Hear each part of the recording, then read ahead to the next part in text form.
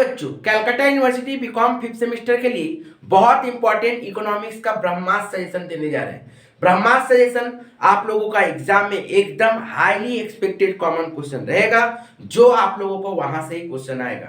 जैसे कि ऑलरेडी मैंने सजेशन दे दिया है, लेकिन उसमें से भी हाईली एक्सपेक्टेड क्वेश्चन जो होगा वो मैं आप लोगों को प्रोवाइड करूंगा। उसके साथ साथ मैं आप लोगों को इस वीडियो में ये भी बताऊंगा कि कैसे आप लोगों को इकोनॉमिक्स पढ़ना है, क्योंकि बहुत ज़्यादा इंपॉर्टेंट हो जाता है कि आप लोग को इकोनॉमिक्स का प्लानिंग कैसे करना है, इकोनॉमिक्स का कौन सा चैप्टर को पहले पढ़ना है। क्यों?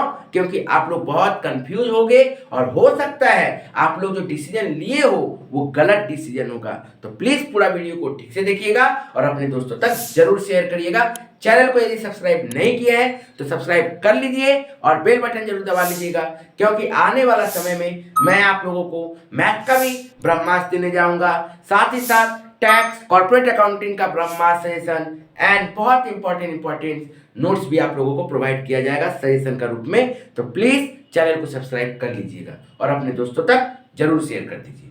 अभी आते हैं, आप लोगों को बोला गया कि ब्रह्मास्त्र का सजेशन देंगे मैं, लेकिन उसके पहले आप लोगों को इकोनॉमिक्स के बारे में समझना पड़ेगा। जैसे कि आप लोगों को पता है, इकोनॉमिक्स सिर्फ ऑनर्स लोग का है, जनरल का नहीं है। और इकोनॉमिक्स आप लोगों का पेपर 40 मार्क्स का रहेगा। 40 मार्क्स का जो पेपर रहेगा उसमें टोटल चैप्टर 1 से लेकर चैप्टर 5 तक, मतलब टोटल 5 चैप्टर है। चैप्टर 1 2 3 4 5, ठीक है। आप देखिए, आप लोगों को मैं इस वीडियो में जो बताऊंगा, हो सकता है आप लोगों को कुछ खराब लगे, पर आप लोगों को खराब नहीं लगना चाहिए।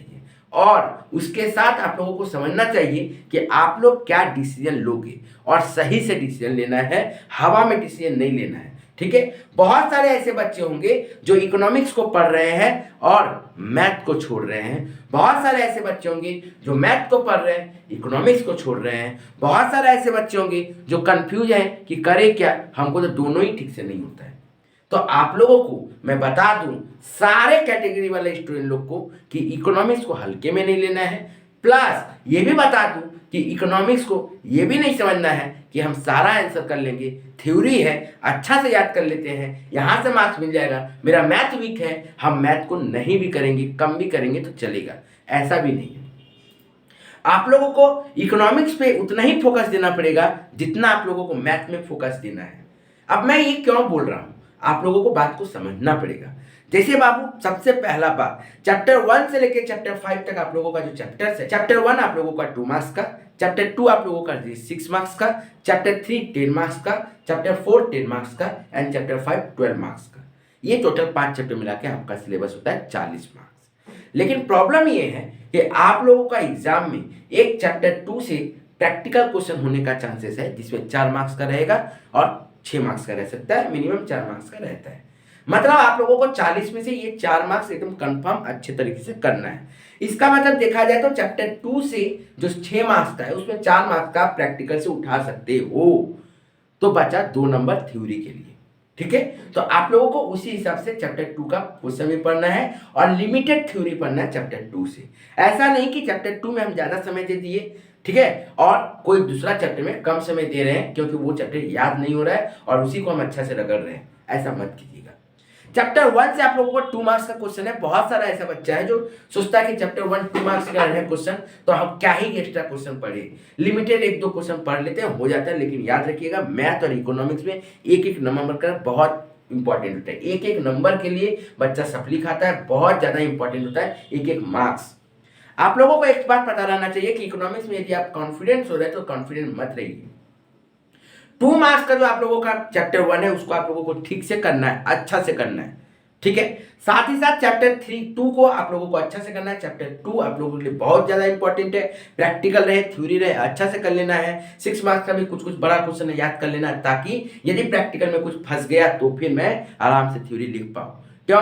क्योंकि आप लोगों ने ऑडिट का पेपर देखा है, थोड़ा बहुत घूम सकता है पेपर, तो उसी तरीके से आपको प्रिपेयर भी होके जाना है।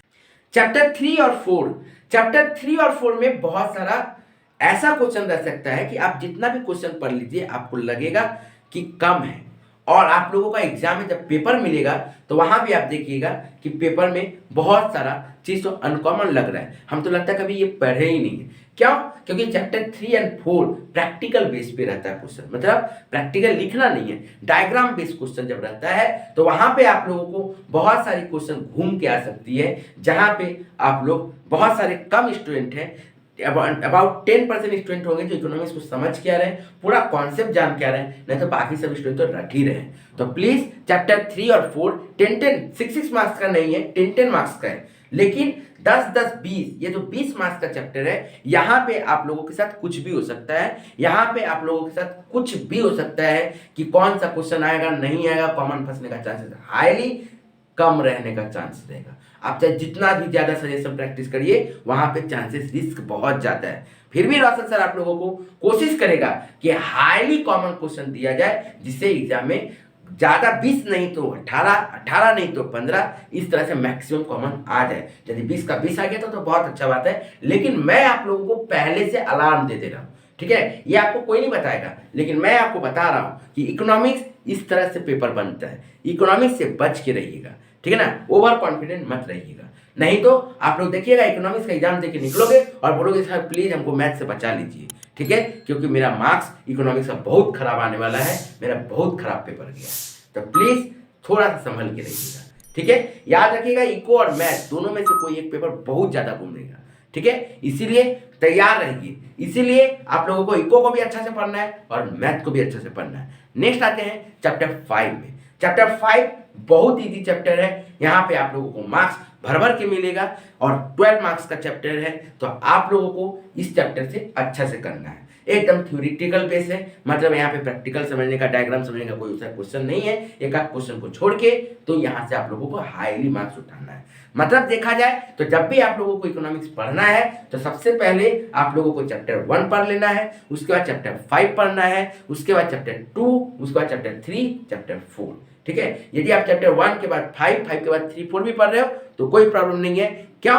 क्योंकि चैप्टर 2 का रोशन सर आप लोगों के लिए प्रैक्टिकल क्वेश्चन जो आता है 4 से 6 मार्क्स का वो कराएगा, और जो कराएगा वही से हाईली चांसेस है कि कॉमन मिल जाएगा। तो प्लीज चैनल को सब्सक्राइब करके रखिएगा और नोटिफिकेशन बेल जरूर दबा के रखिएगा। एक एक दिन, एक एक घंटा, एक एक मिनट आप लोगों के लिए बहुत ज्यादा इंपॉर्टेंट है, ठीक है बाबू। तो अब आते हैं हम लोग सजेशन के ऊपर। मतलब आप लोगों को समझ में आ गया कि चैप्टर 1 का कितना इंपॉर्टेंट है, चैप्टर 5 का कितना इंपॉर्टेंट है एंड चैप्टर 2 का कितना इंपॉर्टेंट है। चैप्टर 1 to 5 मिला के 20 मार्क्स और चैप्टर 3, 4 अकेले 20 मार्क्स। याद रखिए चैप्टर 1 to 5 20 मार्क्स से आप लोगों का पेपर में 20 आउट ऑफ 20 आप लोग चाहोगे तो 12, 15, 18, 16 ला सकते हो, लेकिन 3 और 4 जो चैप्टर है वहां पे आउट ऑफ 20 कितना आएगा उसका कोई गारंटी नहीं है, ठीक है। वो 5 भी हो सकता है, 0 भी हो सकता है, 2 भी हो सकता है, 15 भी हो सकता है, 15, 16, 18 भी हो सकता है। इसीलिए प्लीज संभल के रहिएगा, ठीक है। ये एक्सपीरियंस से बोल रहे हैं हम। हो सकता है आप लोगों में से बहुत जन को खराब लग रहा होगा, लेकिन इकोनॉमिक्स का पेपर भगवान करे अच्छा है, आप लोगों के लिए इजी आए, लेकिन यदि पेपर यदि थोड़ा सा घुमा दिया तो बहुत खराब हो जाएगा। आप लोग सीनियर स्टूडेंट लोग से पूछ सकते हो, ठीक है बाबू। अब आते हैं हम लोग ब्रह्मास्त्र सजेशन में। आज मैं आप लोगों को ब्रह्मास्त्र सजेशन इकोनॉमिक्स का चैप्टर 1 का देने जा रहा हूं 2 मार्क्स के लिए। मैंने बताया 2 मार्क्स का चैप्टर भले है, लेकिन आप लोगों के लिए वेरी इंपॉर्टेंट है। मैं 4 ब्रह्मास्त्र क्वेश्चन दूंगा, ओनली 4। यदि आप लोग ये 4 क्वेश्चन को ठीक से करके जाते हैं तो आप लोगों का एग्जाम में हाईली कॉमन क्वेश्चन मिलने का चांसेस है। तो प्लीज आप लोग ये 4 क्वेश्चन को जरूर करके जाइएगा, एक एक करके क्वेश्चन को देखिएगा और ध्यान से इसको प्रैक्टिस करिएगा। लेकिन एक चीज याद रखिएगा, आप लोगों को ज्यादा पॉइंट नहीं याद करना है। जो भी क्वेश्चन दिया जाए उसमें आप लोगों को ज्यादा पॉइंट नहीं याद करना है, मैक्सिमम 3-3 पॉइंट आप लोगों को याद करना है। तो इसका मतलब जो अभी मैं सजेशन दूंगा वो आप घर में 1 घंटा के अंदर में कंप्लीट कर सकते हो, ठीक है। 1 घंटे के अंदर में कंप्लीट करके याद करके खत्म कर सकते हो। क्यों? क्योंकि लॉन्ग नहीं करना है, ओनली 3 पॉइंट मैक्सिमम, ठीक है। क्योंकि यहाँ से तो 2 ही मार्क्स का आएगा, तो ज्यादा पढ़ के क्या फायदा, ठीक है। तो देखिए सबसे पहला क्वेश्चन आप लोगों की स्क्रीन पे दिख रहा होगा। याद रखिएगा difference between micro economics and macro economics, stock flows, close economy, open economy and inflation and depletion. Total 4 दिए हैं, इसमें से हाईली चांसेस है कि एक क्वेश्चन जरूर फंस जाएगा। और खासकर जब भी आप लोग डिफरेंस पढ़े तो प्लीज आप लोग हर एक चीज का डेफिनेशन, स्कोप, ऑब्जेक्टिव ये अच्छा से पढ़ ले, साथ में साथ एग्जाम्पल। जैसे माइक्रो और मैक्रो दिया गया है, आप लोगों को definition, scope, objective, component, variable, example अच्छा से कर लीजिएगा। इससे क्या फायदा होगा आप लोगों को कि आप लोगों का क्वेश्चन यदि घुमा के देगा ना कि बताओ माइक्रो इकोनॉमिक्स का ऑब्जेक्टिव क्या है, बताओ मैक्रो इकोनॉमिक्स का ऑब्जेक्टिव क्या है, बताओ मैक्रो इकोनॉमिक्स का वेरिएबल्स क्या है, आप आराम से लिख पाओगे। क्यों? क्योंकि आपने डिफरेंस में याद किया है। तो डिफरेंस में आप लोगों को ये 4 पॉइंट जरूर ऐड करना है। क्या क्या sir? Definition, objective, scope, component, जिसको वेरिएबल्स भी बोलते हैं, और साथ में यदि एग्जांपल याद कर लिए तो और अच्छा। तब तो आप लोग मतलब कि एक क्वेश्चन से आप मैक्सिमम उस चैप्टर को कवर कर ले रहे हो जहां पे रिस्क कम हो जाएगा। आया बात समझ में बाबू? नेक्स्ट 2 नंबर क्वेश्चन, उसी में स्टॉक फ्लो बोला, उसका भी वैसे ही डिफरेंस करना है। ओपन इकोनॉमी, क्लोज इकोनॉमी अच्छा से डिफरेंस करना है। तो आप लोगों को स्टॉक फ्लो में भी एग्जांपल जरूर पढ़िएगा, ताकि आप लोगों का कॉमन क्वेश्चन यदि घुमा भी दिया फिर भी फंस जाएगा, प्रॉब्लम नहीं होगा। नेक्स्ट आइए chapter 2, what do you mean by macro economics variables with examples. देख रहे हैं आ गया ना, वही क्वेश्चन ऊपर वाला है, ऊपर वाला ही क्वेश्चन हो गया ना, घुमा के जैसे दे दिया। Next, give 2 objective of macro economics. समझ रहे हो? इसीलिए मैंने आपको कहा था वेरी इंपॉर्टेंट हो जाता है। नेक्स्ट आइएगा, next question number 3, what is capital goods, can capital goods is treated as final goods. Very important, इसी क्वेश्चन को घुमा के दे सकता है। Difference between consumer goods and capital goods, बहुत ज्यादा इंपॉर्टेंट क्वेश्चन इस साल के लिए, अच्छा से कर लीजिएगा। नेक्स्ट आइए क्वेश्चन नंबर 4 में, state which of the following is statement related to macro economics और माइक्रो इकोनॉमिक्स। कौन सा मैक्रो इकोनॉमिक्स है, कौन सा माइक्रो इकोनॉमिक्स है। आप यदि डिफरेंस ही करते समय यदि 2-2 एग्जाम्पल आप यदि प्रैक्टिस कर लेते तो आपको ये फिर प्रॉब्लम नहीं होगा। और यहाँ पे देखिए 2 रिटर्न दिया है, इसे बताना है कौन माइक्रो है और कौन मैक्रो है।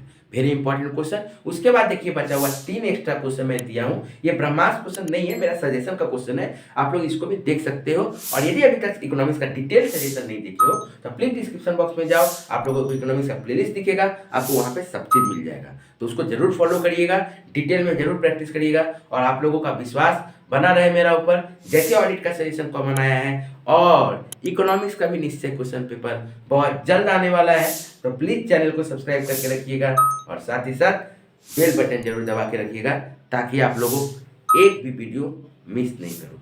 Thank you.